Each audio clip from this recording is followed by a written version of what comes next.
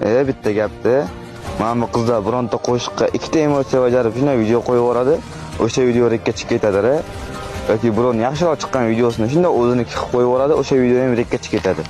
Lekin bu yoqda bironta bola qotirgan telefonni qotsa ham video zapis qilib, o'sha videoni yarim soat montaj qilib Instagramga qo'yadi. Nima bo'ladi? Kommentariyaga kirsang, botsan, o'yiningni qara, akkauntingni qara, telefoningni qotishini qara, so'kib tashlashgan. Undan nima ayb? Telefonni qotsa ham shu trener bo'lishni orzu qilib video zapis qilganimi yoki bloger bo'lishni orzu qilib o'sha videoni yarim soat montaj qilib Instagramga qo'yganimi? Eng yomon nima bilasizlarmi? Onadan so'kishadi-da. Onada nima ayb? Kim bola nima qiladi? Siras to'xtatadi. Harakat qilyapti, harakatini evaziga so'kish eshityapti. Nima kerak unga bu narsa? Qilgan mehnatiga bitta like bosib, kommentga bitta reaksiya qoldirib ketish yo'q. O'zbeklarda unaqa narsa yo'q. Bir-birini so'kish kerak. Qachon birlashamiz?